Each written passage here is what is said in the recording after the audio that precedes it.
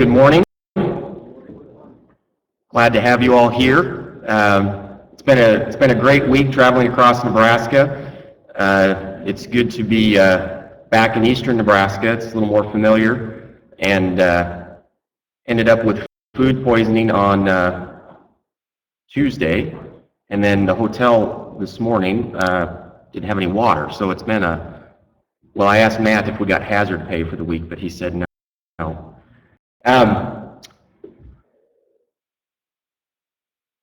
Profitability in the feeding sector has been less than ideal. Probably don't need to tell this group that. But we've heard a lot of comments over the past couple years when corn went up considerably related to we should sell cattle early because at the end of the feeding period they're putting on fat and that's not very efficient. And so we wanted to reassess a data set that we'd looked at earlier to evaluate during these different times of high and low, relatively high and low feed costs, if you're selling on a carcass basis or if you're selling on a live basis, when is the optimal marketing date relative to when we would normally market. So there's a principle that probably everybody has heard, that you should continue to feed cattle until the cost of putting on an additional pound of gain is greater than the value that you receive for that pound of gain. So if we're in a $1.30 live market right now, then we should continue to feed cattle until our cost of gain reaches $1.30. The problem is that we tend to think in terms of closeouts, feed efficiency over the whole feeding period. Not only just over the whole feeding period, but we tend to think of feed efficiency in terms of live animal performance rather than carcass performance. But yet many of us sell the carcass rather than selling the live animal. And so those are the two issues that I want to discuss with you today, is getting you to think in terms of what's happening to the carcass as you go through the feeding period, and then thinking about marketing when the optimal marketing time is during these times of high and low feed costs as corn prices continue to fluctuate. Most of us recognize that efficiency is declining through the feeding period, and our data won't dispute that, but hopefully we'll show you that it's changing differently in the carcass compared to what's going on in the live animal. So in eastern Nebraska especially, we tend to market cattle on a dressed basis, and so we hope to be able to think about that today, as well as thinking about changes in performance incrementally, day by day, ideally, rather than the average of the feeding period. So I've got to set you up to begin with. Cereal slaughter is expensive and is not done very often anymore. But we went back to the cereal slaughter data that's available in the literature, and as you recognize, the difference between carcass weight and live animal weight is dressing percent. So we have enough data. Taking live animal weights is a challenge because you have variation in gut fill, but we've got enough data that we think that we can overcome any variation that we have in gut fill and use this equation to change live animal weights to carcass weights. These data sets come from calf beds, which is the Bruns data set of 2004, and some yearlings, which is the May data set in 1992. What's interesting, if you think about feeding yearlings versus feeding calf beds, you would expect the yearlings to be on feed for fewer days. 100 to maybe 130 days was what we would typically expect for a big yearling steer. Calf fed, on the other hand, you may be looking at 180 to 200 days on feed, right? When we change the days to a percentage of days on feed, so if you look at the bottom axis there, we've expressed days on feed as a percent of total. So 100% of days on feed for a calf fed may be 180 days. 100% of days on feed for a yearling may be 120 days.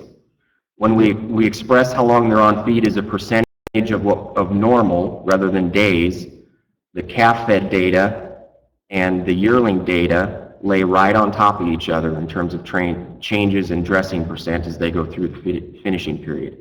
And so we use this equation to be able to change from live animal performance to carcass performance. So we've analyzed at this point 7 trials from 5 years. These were trials that where we didn't expect there were no differences in performance due to diet. So during this time frame, UNL was heavily involved with E. coli research. So the cattle were on a common diet, and so we were able to evaluate changes in performance due to physiology rather than changes in performance due to diet. We've got 298 pens, almost 2,400 head of cattle. They're summer yearlings, on average weighing 777 pounds. They were on feed for 117 to 159 days, fed from May into September and October. And we had a minimum of 3 and up to 7 weights that were taken at 30-day intervals to look at changes through the feeding period. Average fat thickness at the time of marketing was 1/2 inch, which is industry average. That's our target at the university system. Okay, so the next series of slides that I'm going to show you are how performance is changing throughout the feeding period. So the blue line here is the live animal or body weight, and the red line is carcass weight. So this is really high-tech new stuff that you would never guess, right? Cattle gain weight as they go through the feeding period. But it's subtle, but it's actually a little bit more complex than that. If you look closely at that blue line and the red line, both of them have a curve, so they're quadratic in nature. The blue line is, as you go through the feeding period, is decreasing. Here's my pointer. So the curvature decreases, so it's diminishing returns. The carcass line is actually increasing, so it's got a different curvature. It's increasing at an increasing rate as you go through the feeding period. Now that's subtle, as you can see in this slide, but it's meaningful, as we'll see in the next few slides. So what's happening in average daily gain?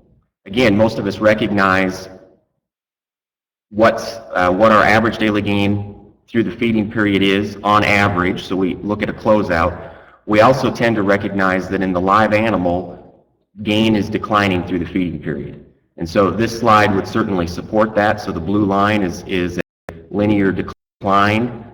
Each incremental day that they're on feed, they're gaining a little bit less. On a carcass basis, however, we've got a quadratic line where carcass gain is actually increasing midway through the feeding period. So early on, we're putting on bone and organ tissue. Later on in the feeding period, we're putting on more muscle. At the very end of the feeding period, we're putting on fat, and so we have a quadratic line. But you can see that clearly the slopes of those two lines are different. Again, our argument is that if you're selling on a carcass basis, you need to be paying more attention to what's happening with the red line rather than what's happening to the blue line. This line is pretty important when you start to look at the economics of selling live or selling in the carcass. This is the transfer of weight from the live animal to the carcass as you go through the feeding period. So what that means is that early on in the feeding period, for every pound that the animal gains, 6/10 of that pound is being deposited on the carcass. At the end of the feeding period, 90% of every pound that's on the live animal is being transferred directly to the carcass. So you have a linear increase in the proportion or the percentage of weight that the live animal is gaining that's being deposited on the carcass. So this is really important at the end of the feeding period when we're starting to look specifically at marketing date that most of the weight that the animal is putting on is going directly onto the carcass.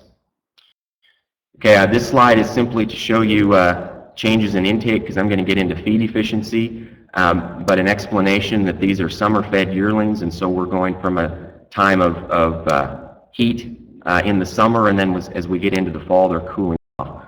Many of us would expect that intake curve would be curvilinear or quadratic like this, but the shape would be slightly different, that it would increase early in the feeding period and then level off.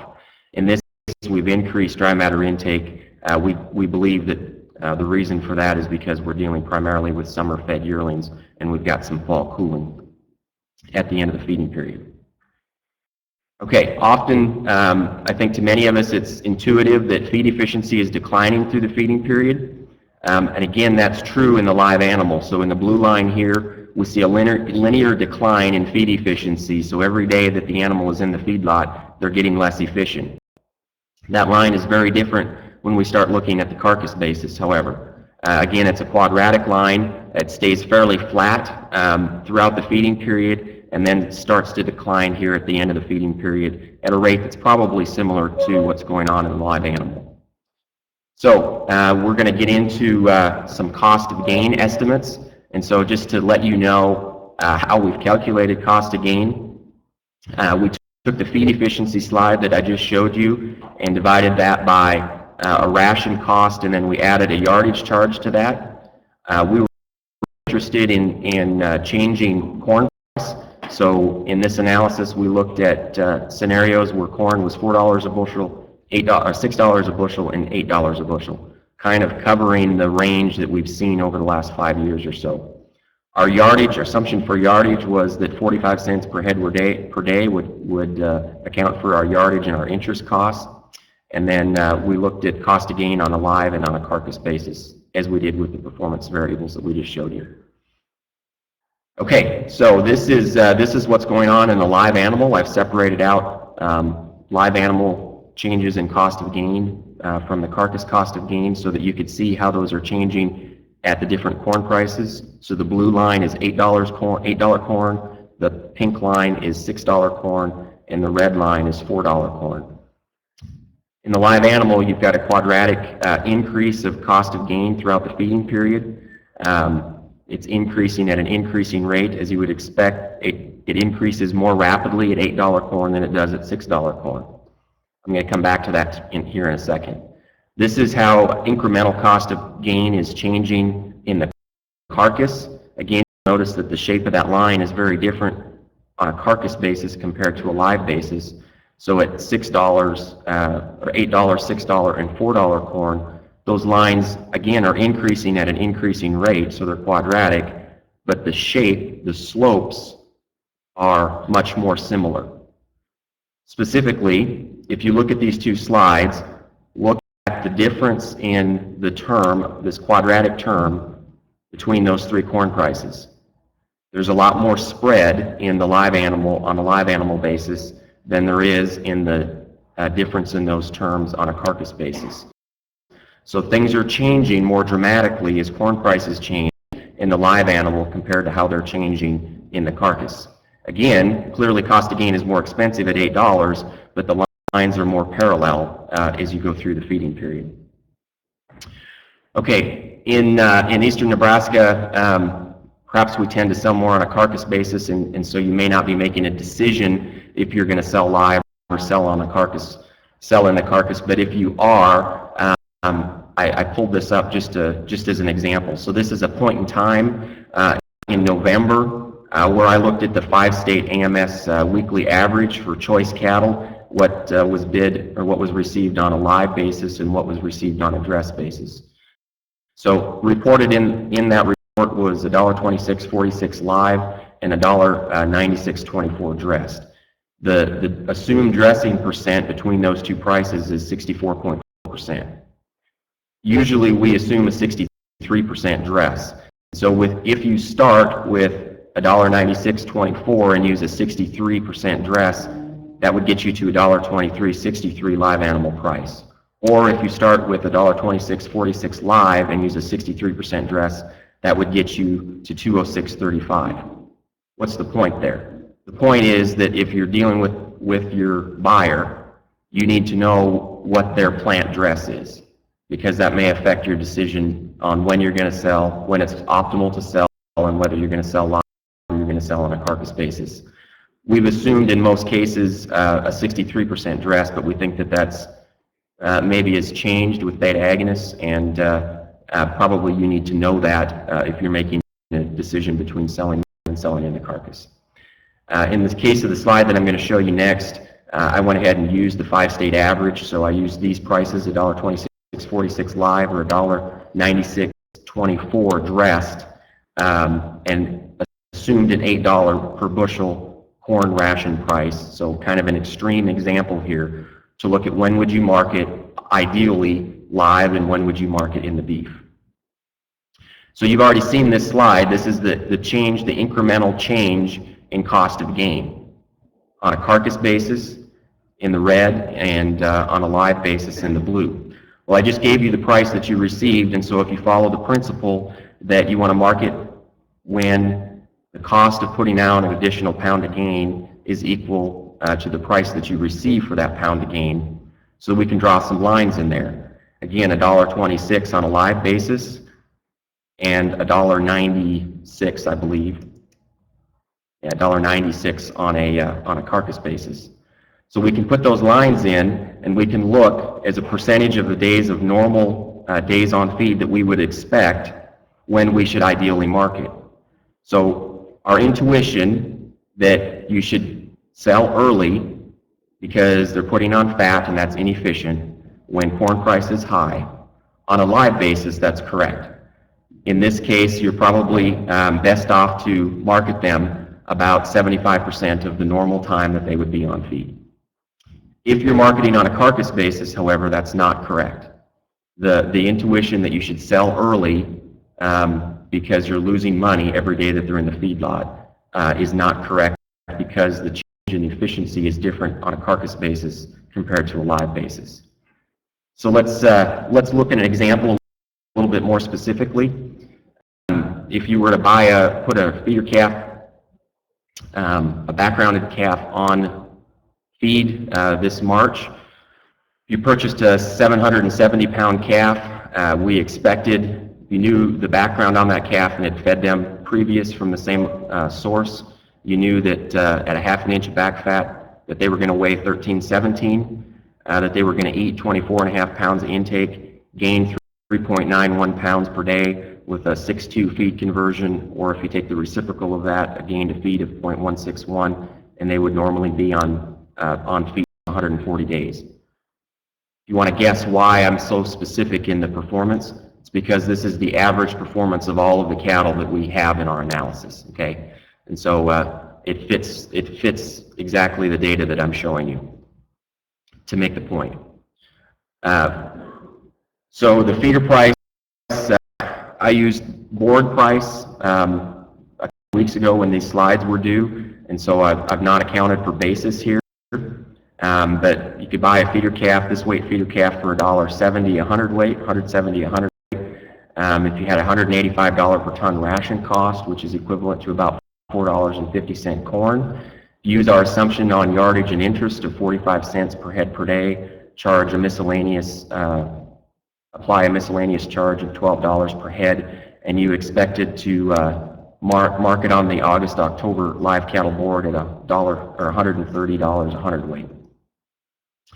So your calf cost in this scenario would be $1,307. Feed cost would be $319. Yardage and interest would be $63. Miscellaneous charge of $12. So your total costs that you've invested in that calf are $1,700. Gross returns, if you marketed them at 140 days on feed at $130 a hundredweight, would be $1,711. So you might expect, if you were putting a calf on feed this spring, that you would make about $10 a head and a cost of gain of 72 cents. The question is, can we do better than that by adjusting our marketing date? Again, $1.30 live cattle, 63% dress. I've assumed in this scenario that your dress price is $2.06 a pound. So I'm going to go back to that same incremental cost of gain, change in incremental cost of gain, and try to find the time when we would market ideally to maximize our profit, if we were marketing live or if we were marketing on a carcass basis. As you can see in our current scenario, marketing at about our normal marketing strategy, so 140 days on feed, does in fact optimize our profitability on a live basis. But on a carcass basis, if we were to continue to feed them out a little bit longer, we would have a greater returns, because our cost of gain, the price that we receive matches our cost of gain later on in the feeding period. So another point that I want to make is that we've got to get over looking at closeout sheets. The longer that they're on feed, you would expect your closeout sheet to look less desirable.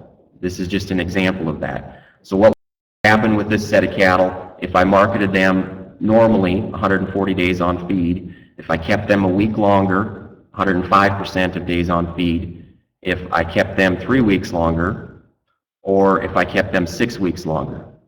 I'm going to talk about this. There's limitations here. I'll talk about that in a minute.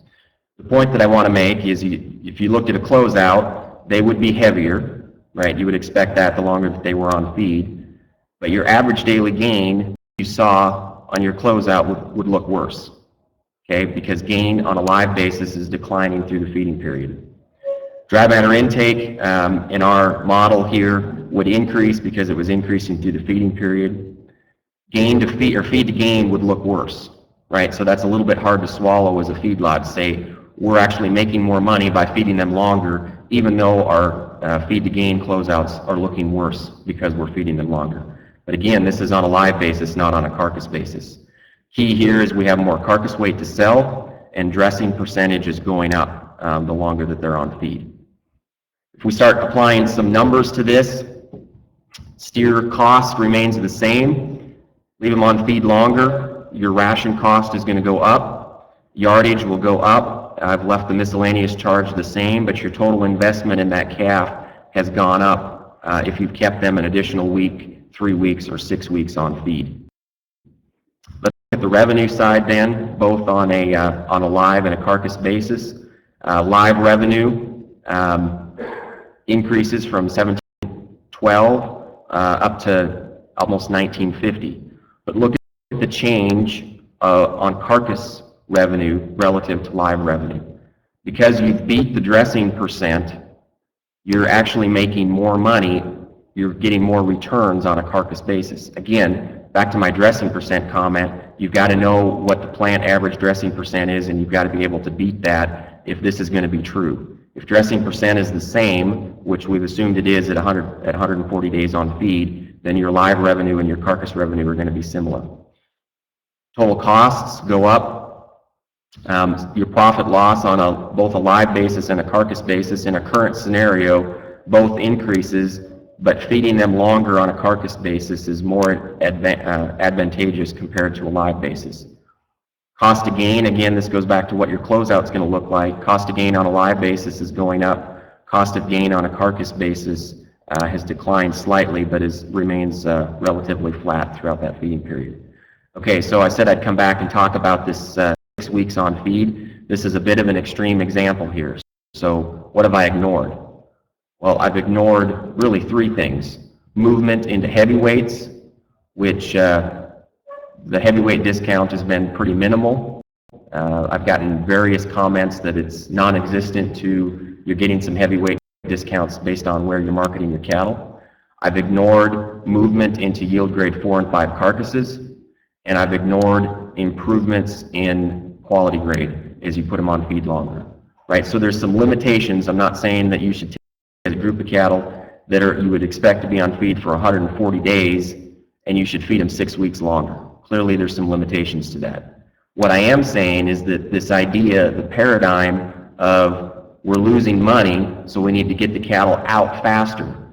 If you're selling live, that's probably okay. If you're selling on a carcass basis, we would disagree with that. We think it's more advantageous for you to go ahead and feed them out, at least normally, to maximize the amount of carcass weight that you've got.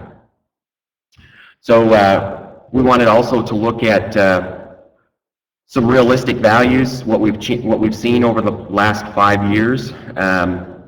So I had a PhD student, Mallory Wilkin, go back to Cattle Facts and look at how corn price, feeder calf price, and live animal prices changed starting in January of 2008 and going to October of 2012. So the solid line here is corn price. The dashed line is live cattle price, and the dotted line here is feeder calf price. I find this time point kind of interesting. What do you do when corn price goes down? First thing you do is you bid up feeder calves, right? That's the break-even tendency of the feedlot industry. But we wanted to look at the variability of what's happened over the last 5 years. And so Mallory looked at what happened during times of 350 corn. There was some time periods in here where we had 550 corn, and there was a time period when we had 750 corn. So she looked at those time periods and applied our model that I've described to you today to see how profitability would have changed. Okay, so in this case, we assumed 350 corn, feeder calf price of 98.97. That's the average of times over the last 5 years that we've had 350 corn. This is the average feeder calf price that we've had, and 87.35 live cattle price. Again, that's not accurate today, but this is the average prices that you would have received over the last 5 years during times when you had 350 corn. If you're selling live, well, in both cases, it's more advantageous to feed cattle longer. It's certainly a disadvantage to market cattle early if you're selling them on a carcass basis. You would have lost money. In both cases, you would have made more money had you fed them longer, but the advantage in feeding them longer is really on a carcass basis rather than on a live animal basis. Right, so this is at 550 corn. Probably looks a little more familiar to you. Feeder calf price at $1.979, live cattle price $98.23. Again, these are the average prices that you would have received over the last 5 years according to Cattle Facts during times when you had 550 corn. So similar trends here, except for you lost money in most cases. Feeding them on a live basis, continuing to feed them longer caused you to lose a little bit more money. Selling them early on a carcass basis, certainly you would have lost money, but if you continue to feed them longer on a carcass basis, 25% longer, theoretically you would have gotten into a situation where you would have been closer to break even. So really depressing time period, times when you had on average 750 corn, feeder calf price of $1.3573, live cattle price of $118.14. Same trends here. Our intuition during this time on a live basis is that we should sell early. Every day they're in the feed yard, we're losing money. The red bars here would support that if you're selling live. Problem is a lot of us don't sell live, we sell in the carcass. So the blue bars would say that if you sell early during this time feeding period and you're selling in the carcass, you've lost more money by selling them early. You've lost the least amount of money if you fed them a little bit longer and gotten more carcass weight. So now corn prices have moderated and we're paying more for feeder calves, right? So the principle still applies, and here's why. So if we're investing about $1,000 a head to buy a feeder calf, if we move from an 800-pound carcass to a 1,000-pound carcass, realize that's fairly extreme, 200 pounds change in carcass weight, but just for this example, the price that we need to receive for that carcass just to pay off this $1,000 investment for the feeder calf is $1.25 per pound. When we add carcass weight to that and get it to 1,000 pounds, that's reduced down to $1 per pound. So we've improved our feeding margin by 25 cents a pound by increasing our carcass weight. So in today's scenario, the incentive to feed longer, especially on a carcass basis, is to distribute that initial feeder calf price out over more carcass weight.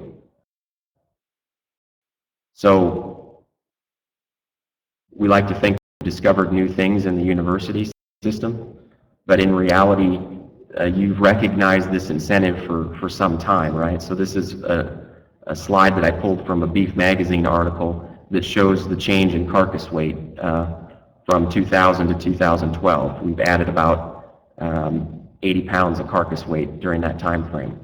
Obviously, beta agonists came in during that time frame as well, but you've recognized we're feeding cattle are in the feedlot longer. You've recognized how important adding carcass weight is to that. We just wanted to give you some data to back up what you're already doing, which is continuing to add carcass weight to distribute those costs out over more weight that you're selling.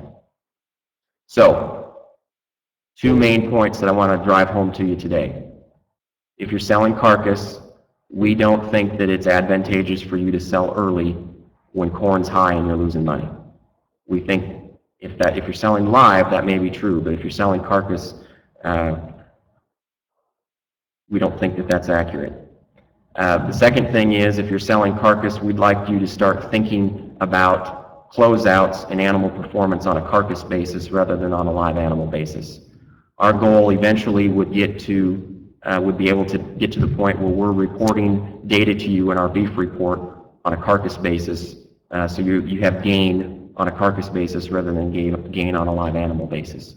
We're not there yet. I've also tried to be straight up with you that we've not modeled fat movement into yield grade 4s and 5s and into choice carcasses.